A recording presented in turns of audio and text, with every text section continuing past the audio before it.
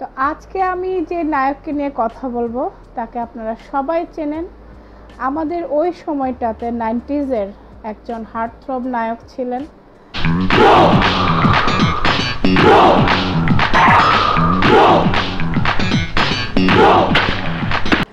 যিনি সালমান শাহ ভাইয়ার পাশাপাশি তিনিও কিন্তু চরম রোমান্টিক একজন নায়ক ছিলেন, আর তিনি হচ্ছেন নান আদার দেন আমিন খান।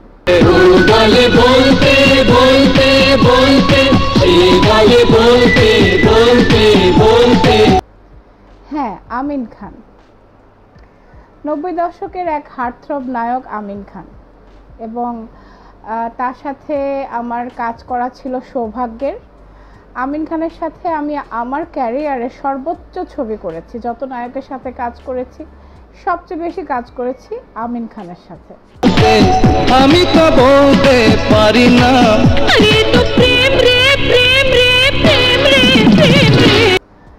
তো আজকে আমিন খানের সাথে আমার কাজের অভিজ্ঞতা, কিভাবে কাজ শুরু হলো এবং কিভাবে আমাদের কাজ শেষ হয়ে গেল, সেই বিষয়ে আপনাদের সাথে আলাপ করব। ব্যক্তিগত জীবনে আমিন খান অত্যন্ত সংসারী, একটা ফ্যামিলি ম্যান বলবো, খুবই চরিত্রবান। আমিন খানকে কখনো দেখিনি কোনো নায়িকার সাথে সে প্রেমে জড়িয়েছে বা কোনো নায়িকার সাথে তার প্রেমের একটা স্ক্যান্ডাল হয়েছে, এই ধরনের কোনো নিউজ আমরা পাইনি বা কখনো চোখেও দেখিনি। শুটিং করতেন, কাজের জন্য শুটিং শেষ সে তার স্ত্রীর কাছে, এতটাই ফ্যামিলি ম্যান উনি ছিলেন। এবং আমরা অনেক নায়িকারা যখন আমরা একসাথে হতাম সবাই কিন্তু এটা নিয়ে আলাপ আলোচনা করতাম। অনেক নায়িকারা বলতো যে ইস, আমিন খানের মতো একটা হাজব্যান্ড হতো আমার, যে শুধু আমাকে নিয়েই ভাববে।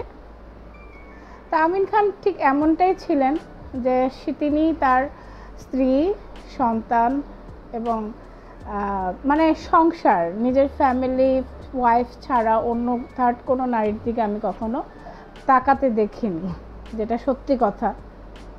তো as an actor Amin Khan অভিনেতা হিসেবে মারাত্মক ভালো একজন অভিনেতা।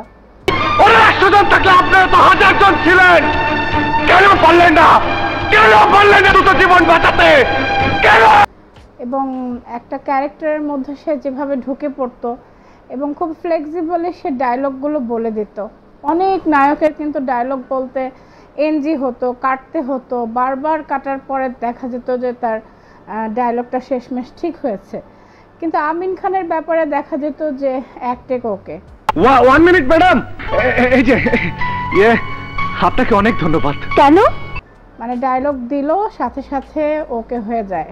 আমিন খান এতটাই ভালো অভিনেতা ছিলেন, এবং তৎকালীন আমাদের চলচ্চিত্রের সবচেয়ে হ্যান্ডসাম নায়ক।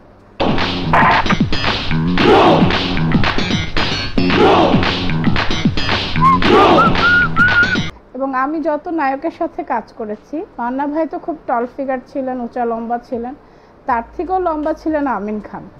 সর্বোচ্চ লম্বা নায়কের সাথে কাজ করেছি সে হচ্ছে আমিন খান। তো লম্বার দিক দিয়ে তো অবশ্যই সে একটা সুদর্শন ছিলেন, এবং চেহারার দিক থেকেও আমিন খান খুবই সুদর্শন চেহারার একজন ব্যক্তি ছিলেন। তাকে আসলে ক্যামেরার থেকে সামনাসামনি বেশি সুন্দর লাগতো।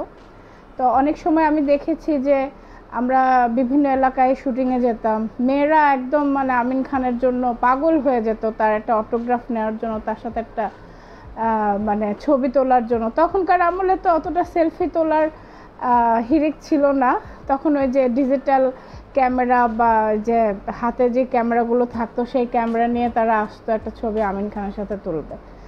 এতটাই তার প্রতি ক্রেজ ছিল মেয়েরা। এবং আমিন খানের সাথে আমার প্রথম ছবি যেটা হয়, সে ছবির নাম হচ্ছে টারজান কন্যা।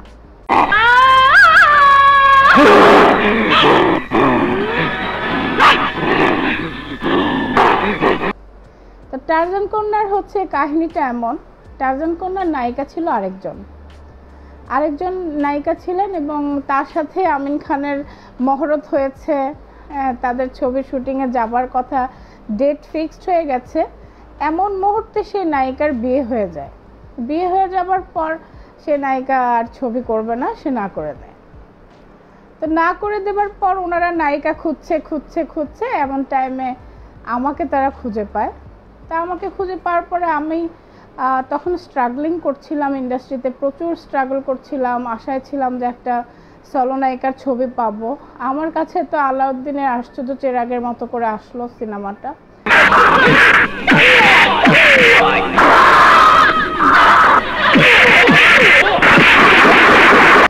তো আমাকে যেদিন ওনারা সাইন করালেন, আমার বিশ্বাসই হচ্ছিল না যে আমার নাম ভূমিকায় আমি ছবি করছি, আমি টারজান কন্যা করব, আমি প্রধান চরিত্র করব।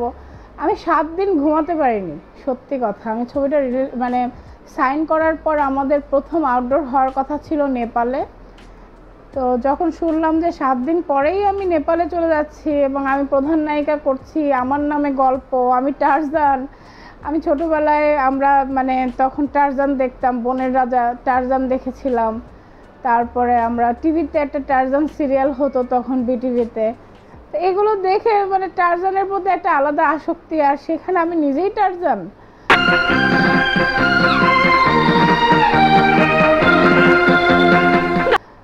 আমার তো একদম ঘুম আসছিল না। তো আমি অ্যাকচুয়ালি সত্যি কথা 7 দিন ঘুমাইনি এবং 7 দিন আমি কিছু খাইনি।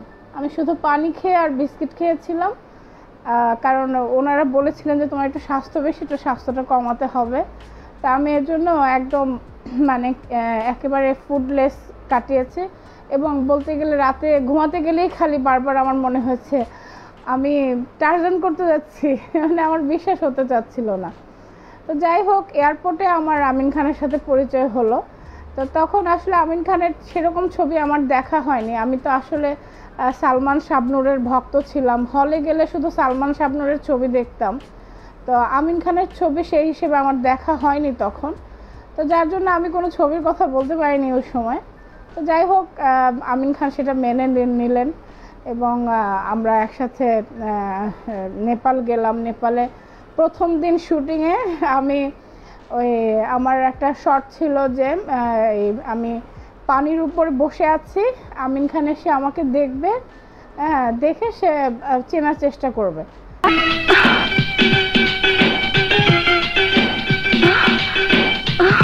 তো ওই পানির উপরে বসে থাকতে থাকতে মানে আমার এত ক্লান্তি, যেহেতু আমি 7 দিন ঘুমাইনি এবং খাওয়া দাওয়াও তেমন করিনি, আমি ওইখানে ফেইন্ট হয়ে পড়ে যাই, পানির উপরেই অজ্ঞান হয়ে পড়ে যাই। এবং পরবর্তীতে দেখা যায় যে আমার যখন জ্ঞান ফেরে, আমি দেখি যে আমার পুরো জিভ আমি কামড়ে মানে একদম শীতে হাইপোথার্মিয়া হয়ে আমার পুরো জিভ আমি নিজেই কামড়েছি, মানে এই অজ্ঞান হয়ে আর কি। তো আর আমার মানে সারা শরীর একটা কম্বল দিয়ে ঢাকা, আমার এত নাকি খিঁচুনি বা ঝাঁকুনি উঠেছিল শরীরে যে আমাকে কেউ কন্ট্রোল করতে পারছিল না। এবং আমার হাত পা, রজনী নামের আমার একজন কো আর্টিস্ট ছিলেন নেপালি, ওই ছবিতে সে একটা জঙ্গলি রানীর ক্যারেক্টার করেছিল।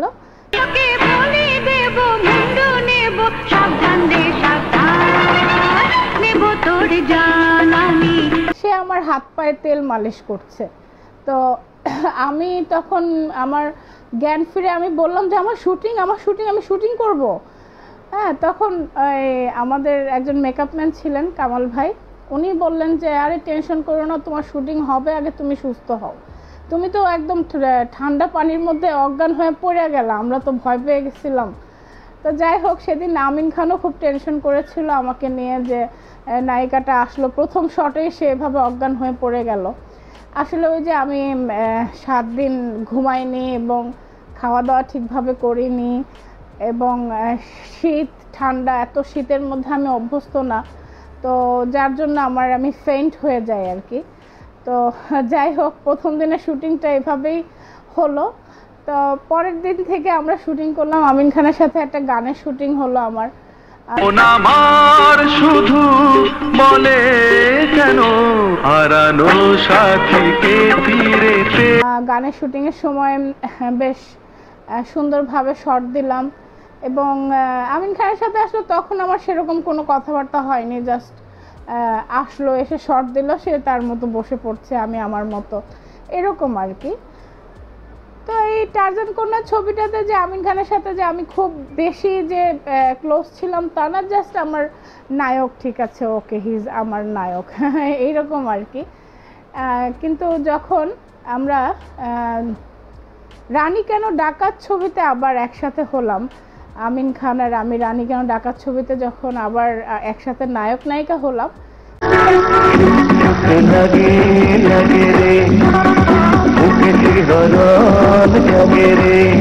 সে সময় কিন্তু আমাদের বেশ কথা হতো এবং ম্যাক্সিমাম কথায় আমিন খান তার ওয়াইফকে নিয়ে আমার সাথে গল্প করতো, জানো তোমার ভাবি এটা পছন্দ করে, তোমার সাথে এই ছবিটা মানে টারজান কোনা ছবিতে তোমার পারফরমেন্সটা সে খুব পছন্দ করেছে, মানে সবসময় ভাবিকে নিয়ে গল্প। এবং আমারও খুব ভালো লাগতো, আমি খুব ইন্টারেস্ট নিয়ে শুনতাম, ভালো লাগতো আমার তার গল্পগুলো। তো এরকম গল্প আমাদের প্রায় হতো। তো এভাবে আর কি ফ্রেন্ডশিপটা আমাদের অভিনয় চলাকালে ছিল। তো দেখা গেল রানী কেন ডাকাত সুপার বাম্পার হিট হয়ে যাবার পর আমিন খানের সাথে একে একে অনেক ছবির অফার পেতে থাকলাম। তুমি তো জানো না আমি তোমাকে ভালোবাসি। তোমার মাথা খারাপ হয়ে গেছে অফিসটা, ও রানী ভালোবাসতে জানে না। এবং মানে একসময় এমন হতো যে প্রতিদিন আমিন খানের সাথে দেখা, প্রতিদিন আমিন খানের সাথে শুটিং। তো আমরা একটা ফ্যামিলি মেম্বারের মতো হয়ে গেছিলাম, মানে আমার মনে হতো যে এই তো আমিন খান আমার পরিবারের একজন, আমিন খানও এরকম মনে করতো যে আমিও বোধহয় ওর পরিবারের একজন। তো দেখা যেত যে মানে আমিন অনেক মনের কষ্টের কথা আমার সাথে শেয়ার করে ফেলতো, সে কোথাও কষ্ট পেলে বলতো দেখো তো মনে এই কথাটা কেন বললো, এটা বলা তো ঠিক হয়নি। আসলে আমিন খান খুব চাপা স্বভাবের মানুষ, সে কখনোই মুখ ফুটে মানুষকে অনেক কিছু বলতে পারতো না, হয়তো বা মনে কষ্ট পেত কিন্তু সে হয়তো মুখে বলতো না, এবং খুবই ভদ্র মানুষ ছিল। আর ভদ্র লোকেরা তো কষ্টটা একটু বেশি পায়। তো তখন আমি বোঝানোর চেষ্টা করতাম যে না ঠিক আছে, হয়তো বা তুমি যেহেতু বেশি ভালো তোমাকে এই জন্য হয়তো বা কষ্ট দিচ্ছে। তো আসলে সে সত্যিকারের অর্থে একজন ভালো মানুষ আমিন খান। আমি তাকে শ্রদ্ধা করি, সম্মান করি অন্তর থেকে। সব সময় আমি এই কথাটা বলি যে আমাদের ইন্ডাস্ট্রিতে আমি যদি কোনো চরিত্রবান সৎ চরিত্র নায়কের সাথে কাজ করে থাকি সে হচ্ছে আমিন খান। হ্যাঁ, আমিন খানের আমি মানে খুব এই দিকটা আমি তার খুব প্রশংসা করব। তবে আমিন খানের একটু ছোট্ট একটা দোষ আছে, সেটা হচ্ছে সে একটু অ্যারোগেন্ট টাইপের। মানে কি সে সহজে মানে বললাম না, সে সহজে কোথাও ওপেন আপ হয় না, সহজে কারোর সাথে মিশে যেতে পারে না, মিলে যেতে পারে না। তাই বলে যে সে অহংকারী তা কিন্তু না, কিছু মানুষের এরকম স্বভাব আছে। তো আমিন খান অনেকটা এই টাইপের, হয়তো বা সে হুট করে কারো কাছে নিজেকে ওপেন করতে পারে না, বাট সে খুব ভালো মনের একজন মানুষ এবং সে অহংকারী নয়। তো এটা দেখে অনেকে আমিন খানকে তৎকালীন মনে করতো যে আমিন খানের অনেক অহংকার, সে অনেক অহংকারী এরকম মনে করতো অনেকে। কিন্তু যেহেতু আমি অনেক ছবিতে কাজ করেছিলাম আমিন খানের সাথে, আমি তার ক্যারেক্টারটা বুঝতে পারতাম যে অ্যাকচুয়ালি সে অহংকারী না, সে আসলে ওপেন হয় না, সবার সামনে নিজেকে ওপেন করতে পারে না, বা ওপেন আপটা তার ভিতর থেকে আসে না, একটু রিজার্ভ টাইপের মানুষ। এবং সে কিছু কথা আছে যে মুখের সামনে বলে ফেলে, হ্যাঁ, রাগ ঢাক রাখে না, যে কারো একটা দোষ আছে এটা মুখের উপর বলে দেবে আপনার তো এই দোষ, এই প্রবলেমটা চলছে, হ্যাঁ, হাসতে হাসতে বলে দেয়। তো তখন দেখা যায় যে ওই মানুষটা মনে মনে একটু শত্রু হয়ে যায়। আর আমিন খানের এরকম অনেক সুপার ডুপার হিট ছবি আছে, আপনারা দেখেছেন, আমিন খানের অনেক ভক্ত আছেন বাংলাদেশে। আমি আমিন খানকে বলবো তার একজন পুরনো কো আর্টিস্ট হিসেবে যে আমিন খান যেন নতুন করে আবার নিজেকে তৈরি করে। সে এখনও যথেষ্ট হ্যান্ডসাম আছে, সে এখনও অনেক সুন্দর সুন্দর চরিত্রে অভিনয় করতে পারবে। এবং আমি ফিল্ম ইন্ডাস্ট্রিকেও বলবো যারা ভালো ভালো ইনভেস্টর আছেন তারা আমিন খানকে নিয়ে ভাবুন, আমিন খানকে নিয়ে ভালো কোনো ছবি তৈরি করুন, ইনশাআল্লাহ আপনাদের ছবি ভালো যাবে। কারণ সে একজন ভালো অ্যাক্টর, সে অভিনয়টাকে খুব সুন্দরভাবে মানে প্রেজেন্ট করে এবং এক একটা চরিত্রকে এক এক রকমভাবে ক্যামেরার সামনে প্রেজেন্ট করে। বেচারা না, আস্তে আস্তে ভালোবাসতে হয়, বেশি জোরে ভালোবাসলে ভালোবাসা ভেঙে যায়। এই ধরনের ট্যালেন্টেড অভিনেতা আমাদের দেশের থেকে হারিয়ে যাক, আমি অ্যাটলিস্ট চাই না। আমিন খান এখনও সে যথেষ্ট ইয়াং, সে এখনও যথেষ্ট সুন্দর আছে অভিনয় করার জন্য। তো আমি বলবো যে ভারতের শাহরুখ সালমানরা কিন্তু আমাদের থেকে অনেক সিনিয়র, তারা এখনও কাজ করে যাচ্ছেন। আমিন খান কেন হারিয়ে যাবে? তার মতো এত ভালো একজন আর্টিস্ট, এত নামকরা একজন শিল্পী কেন হারিয়ে যাবে? তারও ফিরে আসা উচিত ইন্ডাস্ট্রিতে, আবার নতুন করে কাজ, উদ্যমী হয়ে কাজ করা উচিত। এটাই আমি তাকে বলবো। যদি আমিন খান আমার এই ভিডিওটা দেখেন, আমি তাকেও রিকোয়েস্ট করব যে আমিন খান, এখন আর সময় নেই চুপ হয়ে থাকার। তোমার মতো শিল্পীরা আবার ফিরে আসলে কিন্তু ইন্ডাস্ট্রিটা আবার সুন্দর হয়ে যাবে। ভালো আর্টিস্টের অভাব এখন, ভালো অভিনেতার অভাব। তো আমি চাইবো যে তুমি ফেরত আসো ফিল্ম ইন্ডাস্ট্রিতে, ভালো ভালো ছবিতে আবার কাজ করো। তো এই হলো আজকের আমার আমিন খানকে নিয়ে স্মৃতিচারণ। আশা করব আপনাদের ভালো লাগবে। আর ভালো লাগলে অবশ্যই যারা যারা আমিন খানের ভক্ত আছেন তারা আমিন খানকে নিয়ে একটা কমেন্ট অবশ্যই করবেন।